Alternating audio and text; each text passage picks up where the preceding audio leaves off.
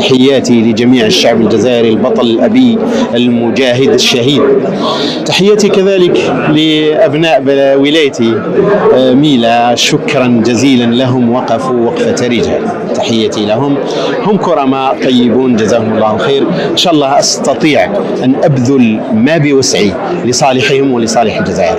العهدة التشريعية تنطلق في عهدتها العاشرة ولله الحمد.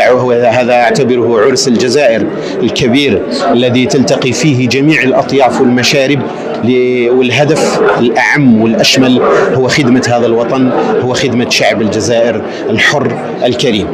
الذي أقوله مستحيل نقدر نعطيك تفصيلات مشاريع قوانين ابتداء، كل مشاريع القوانين مستحيل راح نفترضها الآن، لكن أعطيك الخطوط الكبرى عموما والتي سطرتها حركة مجتمع السن بالأساس في برنامجها لما كنا أصلا في الحملة الانتخابية.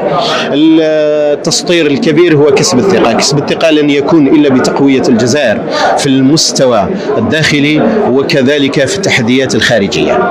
تقوية الجزائر أعتقد سرت فيما تعلق بالأمن الداخلي والأمن الخارجي، وقوة الجزائر وسيادتها وكرامتها يتحقق بجانبين مهمين جدا. أعتقد الجانب الاقتصادي مهم جدا، يجب أن يبنى هذا الاقتصاد على قوانين تشريعية تمتن قواعد بناء الاقتصاد وتجعلها دائمة حتى لا يكون أي تهديد من هذه الجهة من جانب الموازنات الاقتصادية.